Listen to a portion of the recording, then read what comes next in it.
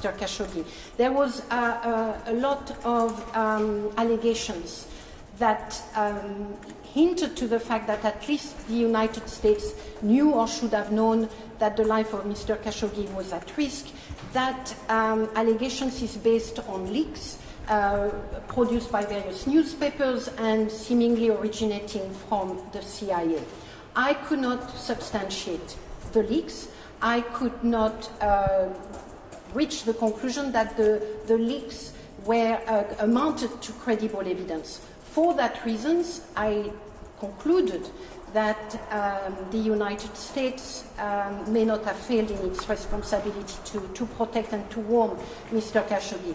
This being said, I did raise a couple of concerns. It seems improbable to me that intercept originating from Mr.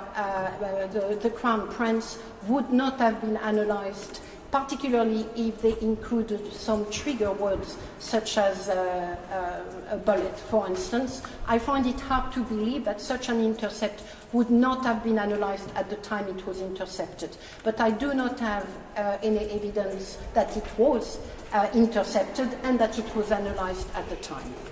I thought you've asked for the FBI to launch an investigation, if they haven't already. What would you hope would come out of that investigation? Is it clarifying? Absolutely. I think the United States has a stake into what happened to Mr. Khashoggi.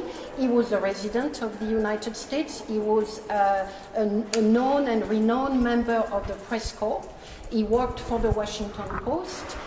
He was therefore, he embodied the First Amendment in many ways. So for those reasons, I believe the United States has a stake into determining what happened to him, determining whether any institutions, any governmental entities within the United States government was aware of any kind of risk, and determining more generally the scale and the scope of responsibilities of the various states involved, in the first place Saudi Arabia.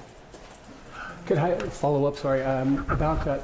You mentioned that you have credible evidence that there's no guilt associated with the Crown Prince.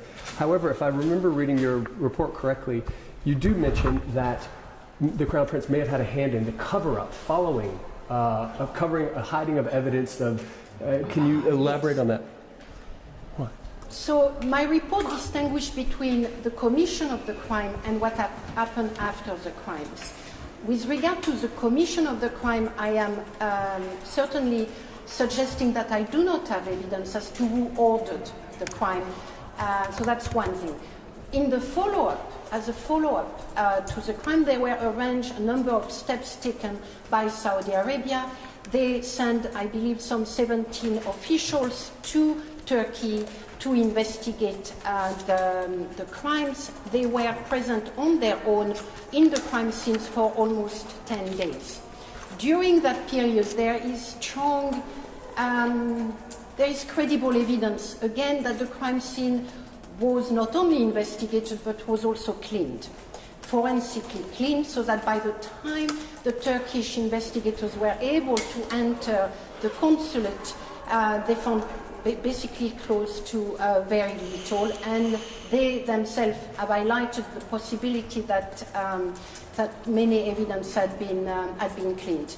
So that, to me, the cleaning of the crime scene demonstrates that the investigation was not done in good faith.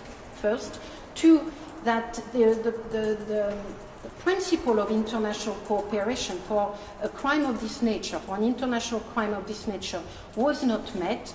And thirdly, that the highest level of the state must have known that the crime scene was being tampered with. So for that reason, I do point to the fact that the responsibilities of the highest level of the government, including presumably the Crown Prince, is involved in what amount to a tampering with the crime scene. So can I ask you what kind of reactions you've received? You've received a lot of threats, or you're fearful of your safety in such a strong report?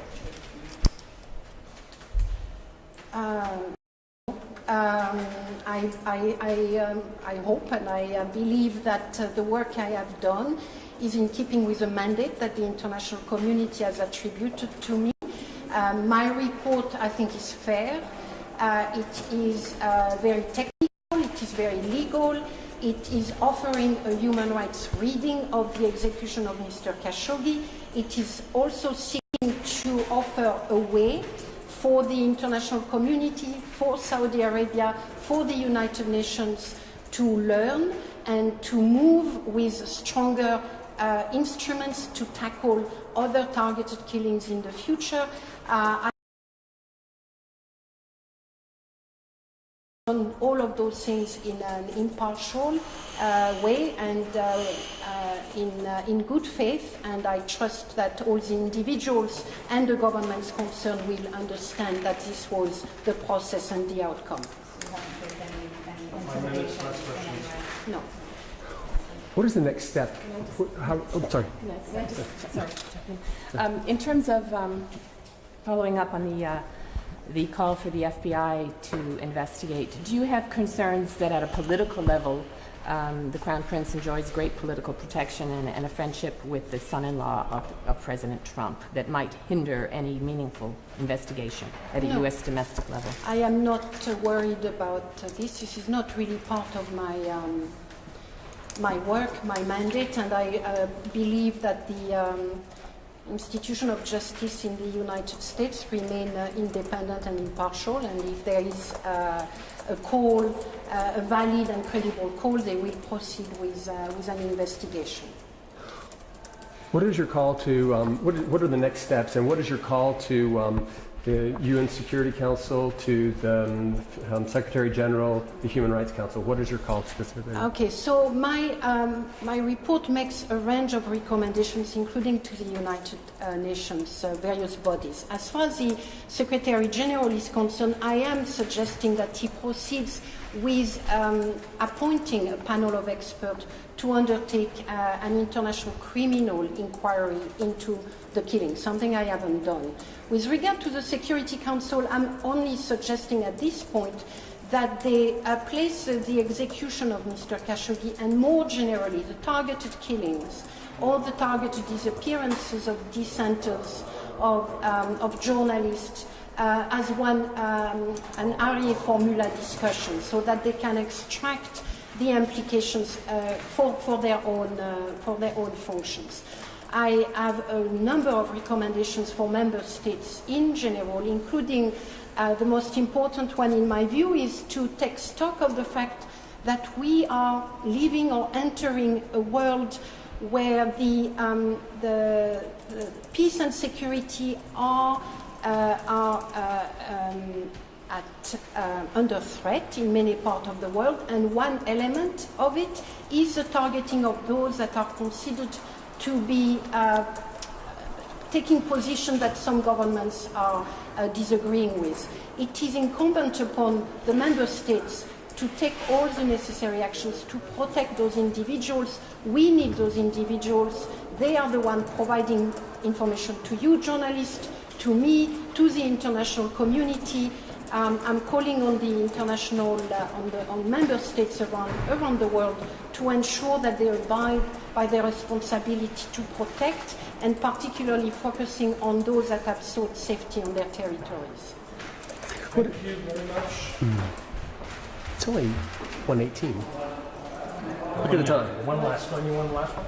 What is the benchmark of success for international jurisprudence in this case? I mean, in other words, does somebody need to go to trial and be convicted, and a certain number of people need to be convicted? I mean, what would you say at the end of the day you'd be satisfied? Absolutely.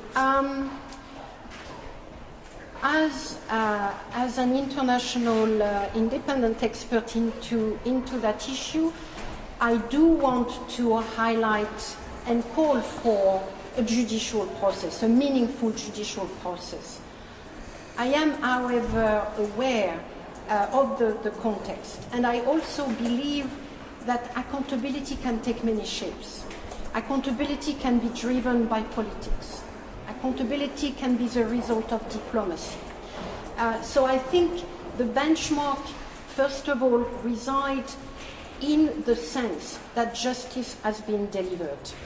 Whether it's a formal judicial steps, or whether it is a realization, both in Saudi Arabia and outside Saudi Arabia, that this execution was the first and the last that they have committed, that the state of Saudi Arabia has committed. To me, I didn't know Mr. Khashoggi. I believe that he will take great hope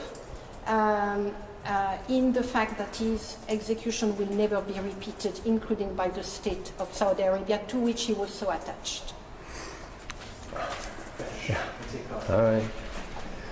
To be continued. Ah, d'accord, je vais juste prendre mon eau. Elle est juste là. D'accord. Thanks, guys. Je peux descendre jusque là.